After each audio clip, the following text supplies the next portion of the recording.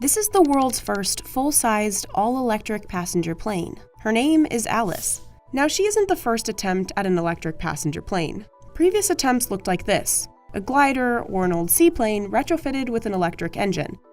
But Alice is different. The Aviation Alice is a 9-passenger, 2-crew, all-electric commuter aircraft. This aircraft is built from the ground up to be electric. It's not a conversion of anything.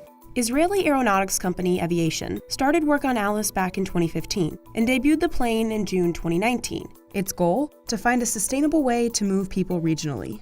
Air travel is one of the fastest-growing contributors to climate change. And even mid-pandemic, when travel has dipped, the airline industry's carbon footprint is still outpacing predictions. Regional travel is a big component of that footprint. In 2017, half of the 4 billion air tickets sold were for regional flights. Even though these were short distances, the aircraft used were huge jet planes, built to cross oceans. That's an insanity because we're using the wrong tools for the job. Alice might be a solution for these popular commuter routes. Think New York City to DC, or even up the West Coast, between San Jose and San Diego. The plane is built to fly up to 650 miles on just one charge of its lithium-ion battery, the distance from London to Prague. And it's designed to carry passengers at cruising speeds of about 276 miles per hour. Now that's about half as fast as jet-fueled planes, so a 1-hour, 10-minute flight from New York City to DC would be about 2.5 hours on Alice. But Alice could do that journey emissions-free. It seems ideal, but engineers faced a few challenges while building Alice. It has a huge battery. We have roughly 3.6 metric tons of battery, over 8,000 pounds. In electric cars, a battery's weight isn't as much of an issue, because cars stay on the ground. But in a plane, trying to get in the air with a heavy battery becomes a challenge. The bigger the battery, the more power for the plane. But a bigger battery also means more weight to lift, so more power is needed to get it in the air. In normal airplanes, an estimated 30% of the plane's maximum takeoff weight is jet fuel, and that weight lessens over time as jet fuel is burned while in the air. But for Alice, we're roughly at 60% of maximum takeoff weight, meaning 60% of the plane when it takes off is battery. It's the same when it lands. We don't lose anything. So Aviation had 2 solutions for a heavy battery. Engineers distributed the battery throughout the plane. That battery is literally all over the place. It's under the floor, it's in the wings, in the fuselage in different locations. Then they balanced out the battery's sheer weight. The way to do it is just to build everything else very light. Alice has a lightweight airframe, slim wings, and wingtip propellers.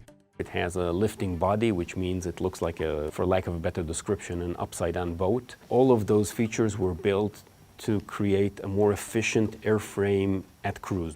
Another key feature that sets Alice apart is its lift-to-drag ratio, or how much lift the wing generates compared to how much drag it creates moving through the air. A regular plane has a lift-to-drag ratio of 17:1. For Alice, that rate is 25:1, meaning it's more aerodynamically efficient and uses less energy getting into the air.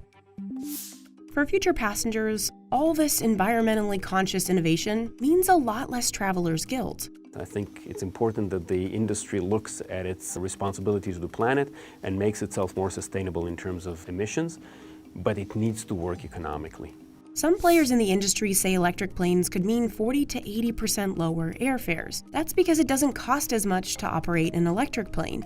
Aviation's Alice costs about $200 per flight hour to operate. A similarly performing turboprop would cost between $1,200 and $2,000 per flight hour. But in order to be truly sustainable, Ampaire says people have to actually want to fly electric. This needs to feel like a plane you want to use daily. So how does Alice do that? Designers wanted the windows to be big enough to increase visibility, and they added stability technology to help with turbulence. Plus, Alice's electric engine is practically silent. This plane is dramatically less noisy, about 2 orders of magnitude less noisy than an equivalently sized aircraft. I think it could change the way we treat airports. Despite testing hiccups in early January, Ampaire estimates the plane will be certified by 2022. US-based airline Ampaire has already decided to buy the aircraft at $4 million per plane.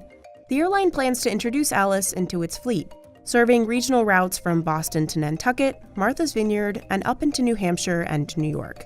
In the very beginning, it was extremely difficult to convince partners, clients, anybody, investors, that we're not delusional. Today it feels like everybody is on board, and this is where the industry should go.